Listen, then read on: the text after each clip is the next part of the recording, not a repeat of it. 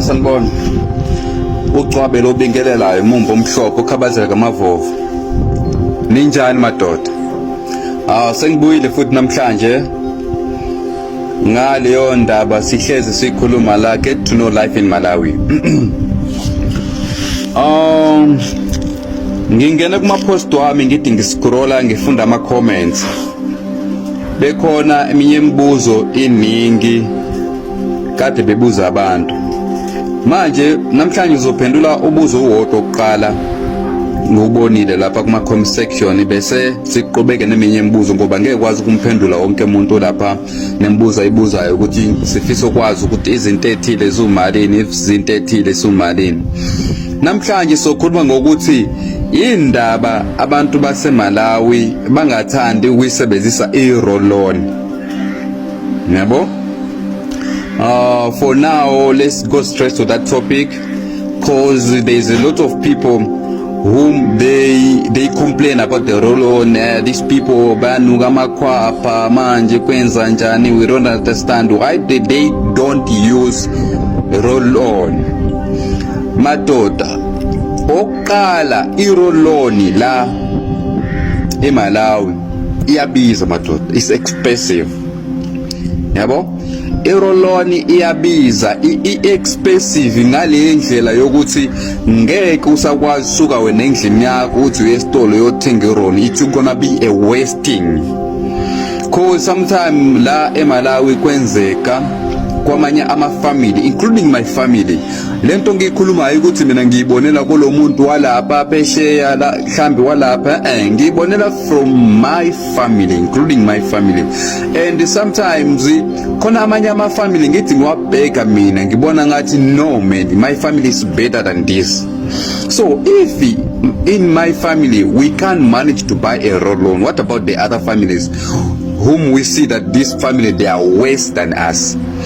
I-roll-on madoda iyabiza uqala lokho. Nokuyibuza khona i-price ngila manje eMalawi lokho ngifikile angazi ngisebenzise roll-on and angiyazi ukuthi umalini, ngisazo confirm i-price kahle kahle, kodwa mangizobheka i-roll-on mhlambe ingaba lapho kuyimali ifana no 8,000 or 11,000 kanjalo, because I saw the price of ama lokho njani i-lotion yokugcoba, amafutha okugcoba laba clearly le incane azi lapho eSouth Africa mhlambe esitolo ngayithola ngo-19 rand or 20 rand. Yabo lana ngibheka esitolo ikulapho ku 11,000 or 12,000. Yabo, so which means if clearly le u20 rand lapha esitolo lapha eSouth Africa and i-roll-on mhlambe isomewhere lapho ku 30 something rand or 40 rand, which means the roll-on gonna be expensive than a credit lotion oil. Yabo leyo nto. So abantu abaningi, of course there are some people who can afford. I'm not saying that everyone can't afford, no, khona abantu banemali they can afford. Kodwa ubuningi babantu, the most of the people who travels from Malawi to South Africa kuba labantu bokuthi abakazi bayisebenzise roll-on la maybe la eMalawi, mhlambe i-roll-on bayiqala kuyisebenzisa ngalapho. Akuyona imfihlo leyo nto, wonke umuntu waziyo indaba uzowazi ukuthi iqiniselelo, nami ngiyaqiniseka kuleyo nto. Mina i-roll-on ngayazela eSouth Africa for true. Yabo, and lapho ngayazi ngoba kukhona abantu basemsebenzini abangithandayo bakhuluma ukuthi ngicela usebenzise i-roll-on ngoba yanuka. Yabo, akuyona imfihlo leyo, and iqiniso abantu beMalawi abathandi ukuyisebenzisa i-roll-on ngoba abayijwayelanga ukuyisebenzisa cause iyabiza. Yabo, angazi how I can do example ukuze ningizwe kahle.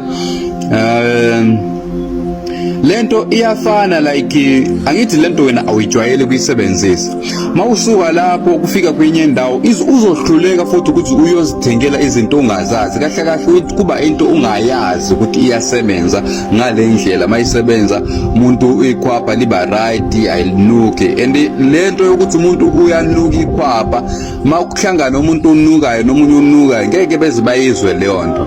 Kuyafana nomuntu obhema. Yabo, umuntu ubhema wena mungabhemi noma mungaphuzi uvakashile kumunye umuzi uhlala nabantu, la bantu bonke bayabhema lapha endlini, wena wedwa ubhema, bonke la bayaphuza, wena wedwa uphuza. Uzobona ngathi laba abantu bamanuku ngoba bayabhema, hayi la muntu uyabhema, uthinda ikomisi yaphuze ngayo kanjalo, usanuka umlomo, yabo. Uzombona ngathi lo uyinuku, kanti yena mebhema nomunye ebhema, noma mephuza nomunye ophuzayo, leyo nto akayiboni. Yena iqinise lento. Muzombuza umuntu obhemayo, umbona umuntu la unukugwayo, uyabhema unukugwayo, yena uzobona ngathi lento it smells nice, yabo, ukuthi lento inuka kamnandi, ifethu awubhemise ngoba lento inuka kamnandi. It's not like inuka kamnandi, kodwa kumuntu ongabhemi leyo nto uzoyibona ngathi inuka and inuka kambi. Ngeke uzomsondela lo muntu obhema ungabhemi, yabo. So leyo nto iyafana nomuntu uhlezi ujwayele ukuyigcoba iroloni. Muhlangana nami mhlambe mina angicobile, yabo, uzombona mhlambe ngizonuka ukujula umjuluko, uzobona ngathi mina nginuku, angikwazi kuyinakekela, yabo, kanti angijwayelanga leyo nto. But mangizoqala kuyisebenzisa, ngibone nami ngibona umehluko ukuthi ngiqale ukusebenzisa leyo nto, siyashintsha lezi ndaba, ngiyabona manje ukuthi kuyashintsha, nginuki manje, ngizobona umehluko ukuthi lento le iyasebenza. Nalokhu ukukhuluma kwabanye abantu ngeke beze bakhulume kahle la eMalawi. Sometimes ukwenzeka amanye ama-family bakuma rural areas, yabo. Amanye ama-family kungenzeka umuntu mawungahambanga, mhlawumbe awuhambanga waya South Africa, awuhambanga waya town, yabo, kungenzeka wena ungayazi iroloni kuze uyokhula ufane nami. Ngisho khona abanye, ngisho manje masingahamba la door to door sibabuza abantu ukuthi uyayazi iroloni, bazothi cha angiyazi, abakazi bayibuze neprice yakhona esitolo. But ikhona ezitolo, but itolo zakhona zasemadolobheni ikhona iroloni, yabo. Abantu banemali bayayithenga, but abantu basema rural areas like emakhaya lapho umkomasi kanje, emakhaya la iXhopho, labo emakhaya kanje uLunti, yabo, emakhaya kanje abantu la malokishi amasemakhaya kanje, abantu ngeke bakwazi ukuyisebenzisa iroloni ngoba abayazi. Noma kungenzeka bayayazi but ngeke baze bayithenge ngoba iyabiza, cause sometimes kuzokwenzeka wena izolo ulale ungadlile, ungenayo imali yokuthenga ilokhu njani, yokuthenga isihlebo, yabo. Ulele ungadlile izolo ungenayo imali yokuthenga isihlebo. Le imali yokuthenga isihlebo mhlambe sithi lapho ku 5000 buzodla isihlebo ube right, and ngeke uthi utholele leyo mali mhlambe u12000 uyithathe leyo mali uye straight uyothenga iroloni, into yokuthi ngeke ukwazi kuyisebenzisa wena ukuze udle, ngoba sometimes izinto eziningi la emakhaya sidila nokudla impilo nje ukuze siphile, yabo. Like I said, la ukuthola imali sometimes kunzima, and abantu baningi la badependela ukulima, yabo. So ukulima is a season job, yabo, is a season job. Ngeke ukuthi uzolima namhlanje uthole imali kusasa. Ukulima is a 6-month operation job, yabo. Mawufuna ukulima wena kuze uthole imali is about 6 months. Nakhona mawulima kuze wena uthinte imali injengo 15000, ungasebenza unyaka wonke ungayithinde le mali injengo 15000 rand la emakhaya. Kungenzeka leyo nto. Ngisho khona namanje abazi indaba bazongifakazela namanje. Kungenzeka khona umndeni mhlambe khona ubaba uneminyaka more than 70, unezingane mhlambe zo4 or 5. Lo baba lokho wazalwa akaza ayithinde imali injengo 15000 ela emakhaya, lokho wazalwa. Ngiyakutshela ikhona leyo nto, kodwa mangikhuluma abanye bazoba bengithuka ukuze ayindaba wena ukhulume kakhulu, ukhulume yonke leyo nto.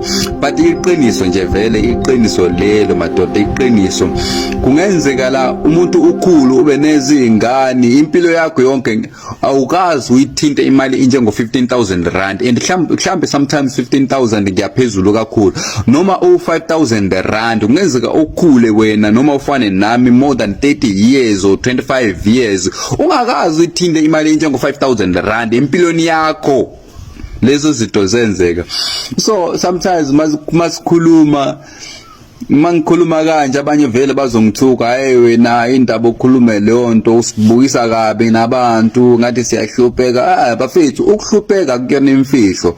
Makumndeni ukuthi awunamathuba uthi awunamsebenzi, umuntu awusebenzi, ungayifihle leyo nto ukuthi mina ngiyahlupheka ngisebenza.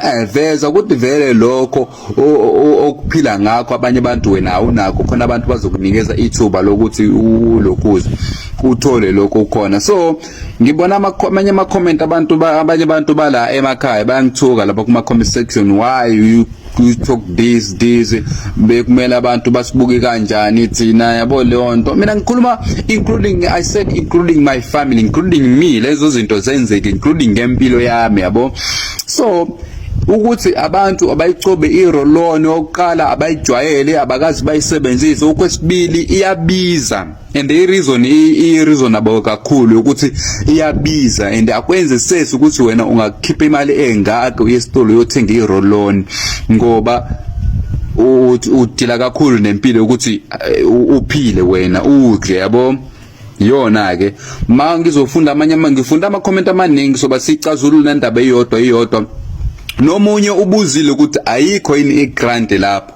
Leyo ngizowenza futhi enye video ngichaze ngaleyo ndaba ukuthi ayikho i-grant noma ikhona. Siyabonga.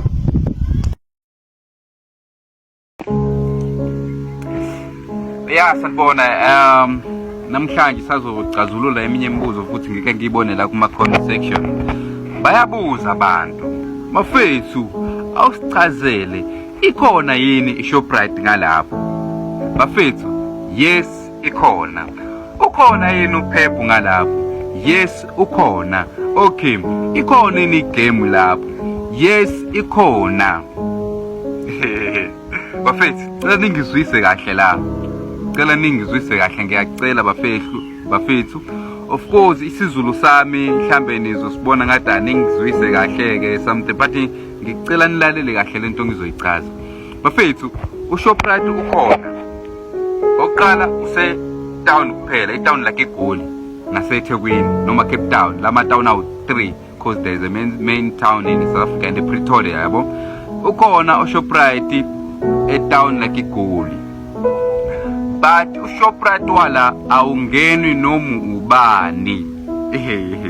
Hayi ukuthi bayakuvimba emnyango ukuthi sicela ungangeni la kuShoprite, no, ngeke baze bakuvimbe ukuthi wena ungangene, cha. But la mangithi awungene noma ubani uShoprite, uyachaza wona uShoprite nemali unayo wena, nezinto unazo wena, yabo. Wena wedwa yourself uyazinikeza ilo kunjani i-position ukuthi ayingeke mina angeni la. Kuyafana, ngizothi kuyafana nani, akufane like lapho South Africa. Lapho South Africa uShoprite ungena noma ubani, noma umuntu uqhamuka usemlazi, uqhamuka umlazi uzongena uShoprite, uqhamuka eMaotho uyongena uShoprite, uqhamuka eNando uyongena uShoprite, uqhamuka eNkomazi uyongena uShoprite, umfana waseMeville uyongena uShoprite, umfana waseSherwood uyongena uShoprite, umfana waseBenwood uyongena uShoprite, waseKenville uyongena uShoprite.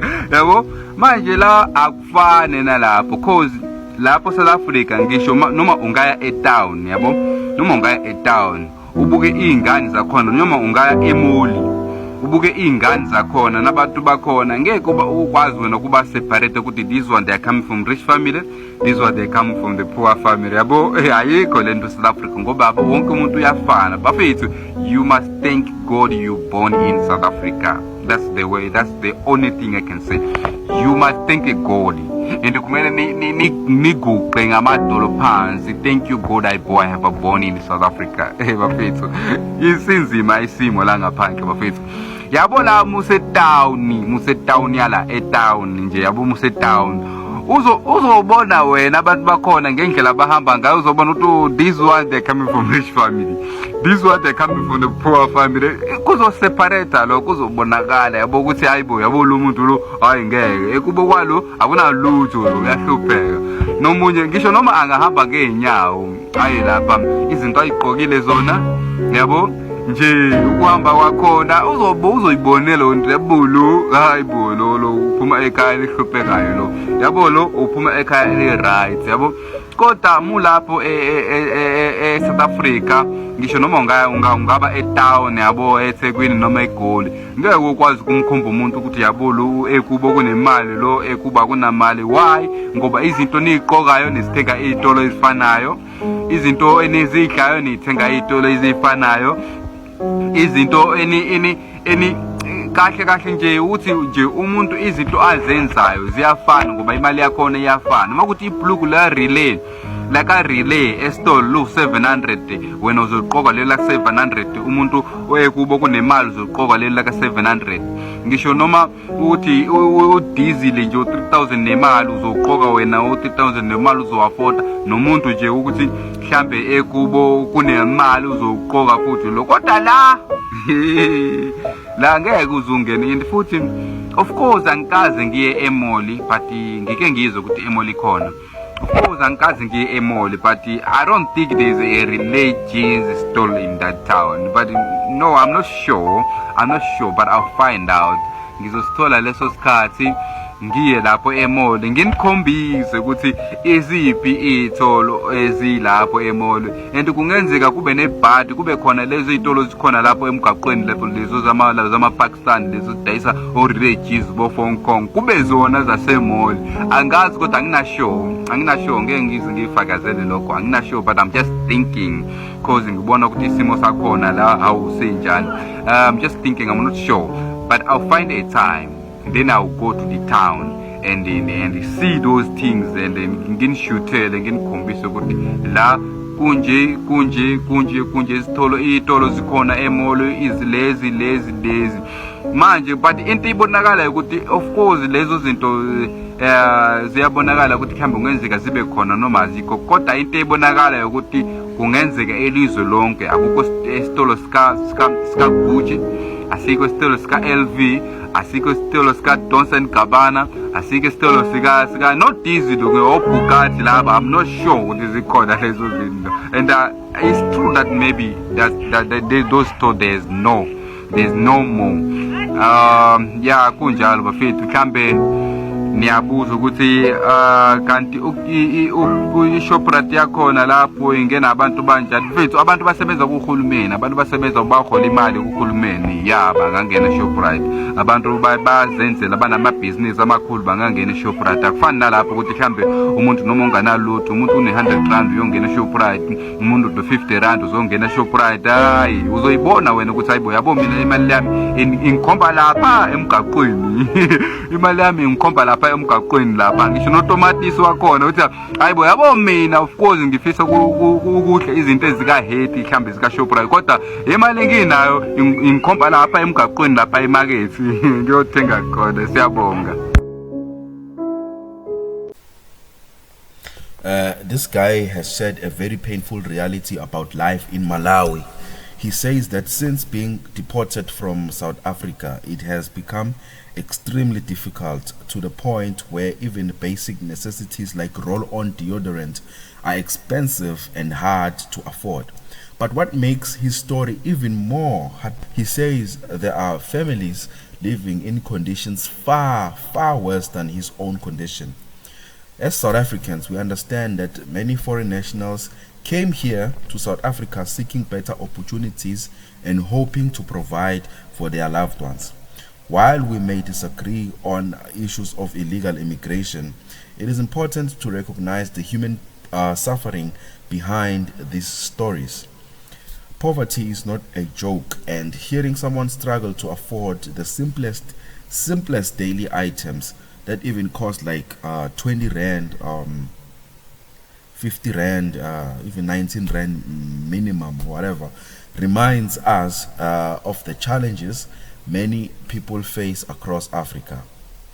Whether one agrees or disagrees with immigration policies, compassion should never be lost. His story is a reminder that behind every statistic is a human being trying to survive and support his family. But let's have a conversation about this. Please leave us a like and don't forget to subscribe to Mzansi Daily Affairs. if you are new to the channel. We bring you daily affairs basically, so please subscribe, like the video, and if you like to get notified, click that bell thing there. It's called the notifications, so that every time when we drop a video you get notified fast. Thank you.